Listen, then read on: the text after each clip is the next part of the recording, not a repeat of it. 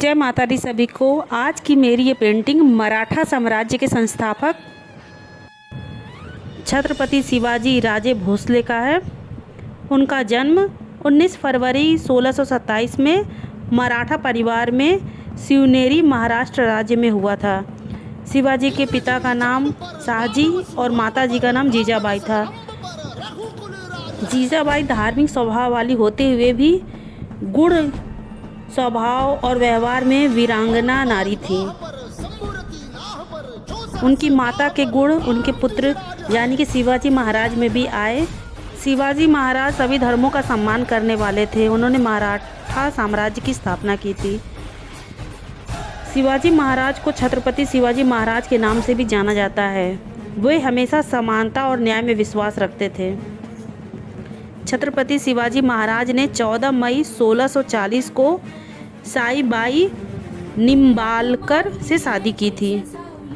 उनके जन्मदिन को शिव जयंती या छत्रपति शिवाजी महाराज जयंती के रूप से भी मनाया जाता है। शिवाजी महाराज महिलाओं पुरुषों के समानता का समर्थन करते थे।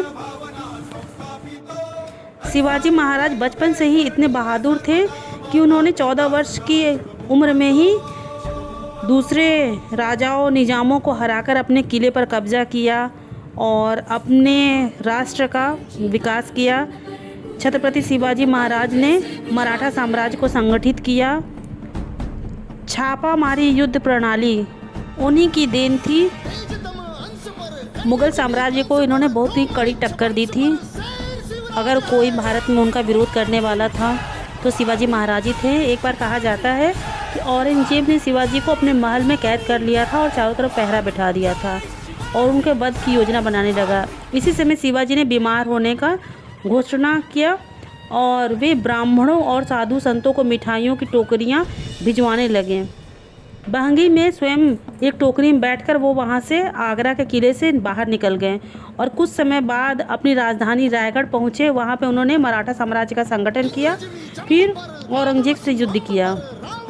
उन्होंने जब तक जिया शान बान के साथ जिया और देश हित में देश की रक्षा में अपने प्राणों की बलि चढ़ा दी।